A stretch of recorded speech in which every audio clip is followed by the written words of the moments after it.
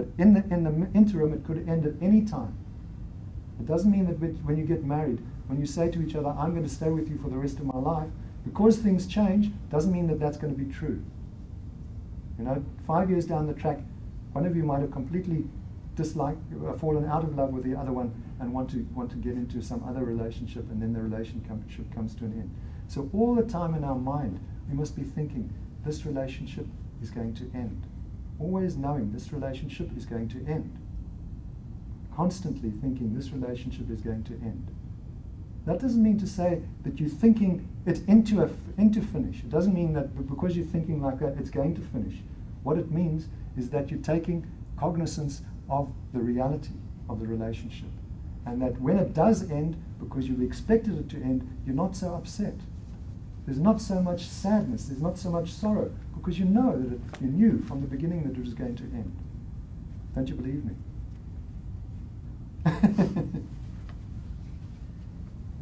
Through thinking that way, won't you hurry things up? Not at all. Not at all. Because why? Because you are facing reality. It's not as though you're wishing it to end, but the reality is that it's going to end. That's the reality. There's nothing you can do about that. Wouldn't it be easier if we just didn't form relationships at all? Yes, become monks and nuns.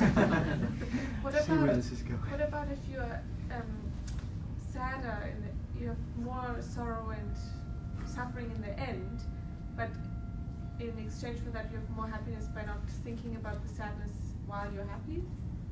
And rather have two extremes than the middle, which might be a bit less exciting?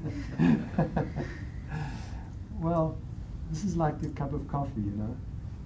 If you just concentrate on the happiness of the relationship, then say the relationship ends in 2 years' time and you're left very unhappy. What happens after that? For a while you're very unhappy. What do you do after that?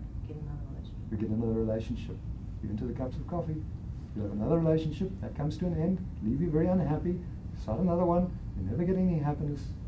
No, but I think what she's saying is, what if you have like a fantastic burning flame of relationship for a year, and then you have a period of a month's unhappiness, and then you have a burning relationship for a year. Is that what you're saying? I think you're having a fantasy. Either that, or maybe you are lucky in the relationship and stays for the rest of your life. Whatever happens, maybe you can have it fuller. You know what I mean? No, it's fuller because without having the mind in the way too much. No, it's actually fuller because if you know that something's coming to an end, if you know that you can't stay with something, and then you really appreciate it. You really appreciate it because you know that it could come to an end. So you really appreciate it while you've got it. But the thing that you don't do is clutch onto it. The problem is clutching onto it. That's the problem.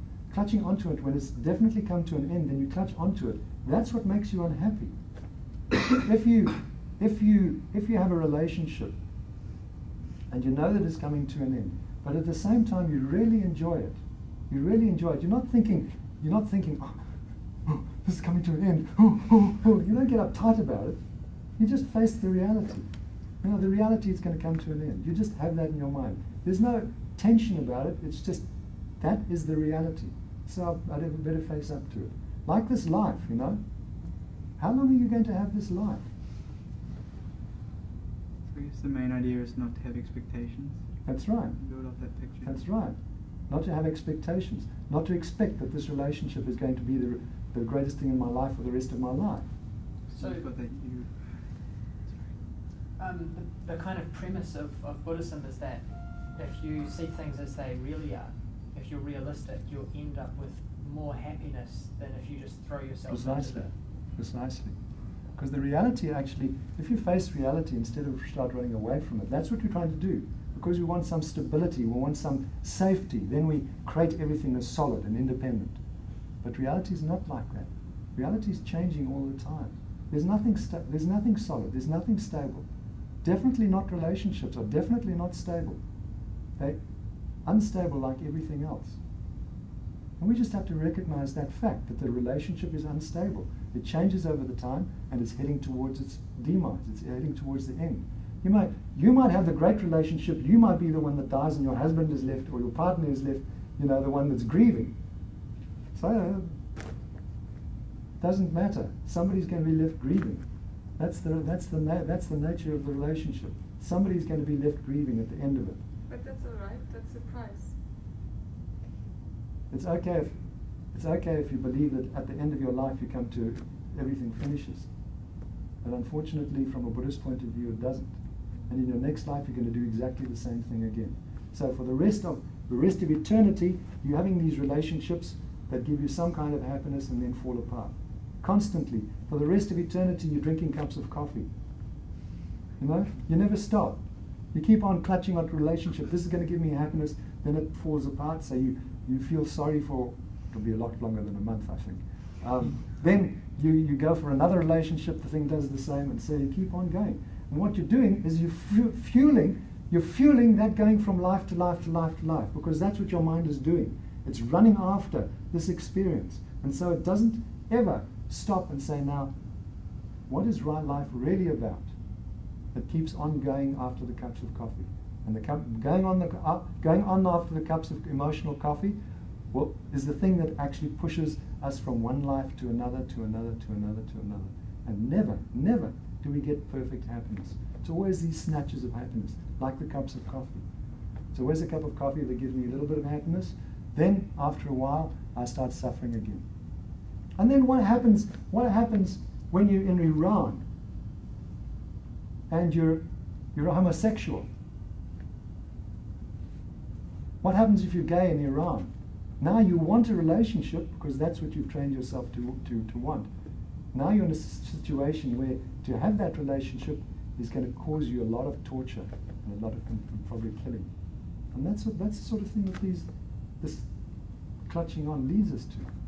It's not always New Zealand where you can sort of, do whatever you like, so long as you do it in the privacy of your own bedroom.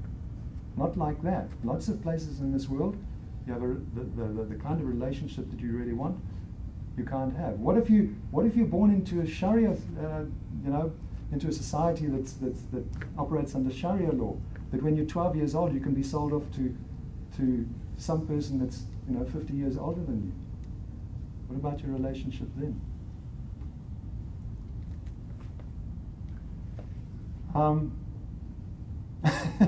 Sorry to depress you. Sorry? What would you suggest in that relationship? If you were a 12-year-old girl being sold to that, just to see it as a relationship that was going to come to an end? Well, this is very difficult. A 12-year-old can't do this. A 12-year-old, what does a 12-year-old know? That is very difficult. Try not to cause the karma to get into that situation, for heaven's sake. That's the best you can do, because once you're in it, there's not much you can do. But I mean, does your technique of viewing relationships as transient and as coming to an end work in all circumstances? It should do, yeah. I mean, it might take a long time, but it's like His Holiness with Tibet, His Holiness says everything changes, so eventually Tibet will improve. And there's no point in now creating more problems and turbulence, which will just cause more problems and turbulence in the future. The better to take things slowly now, even though there's lots of suffering now, take things slowly now, so that in the future there's much more happiness. So it's similar with relationships, even in that kind of situation,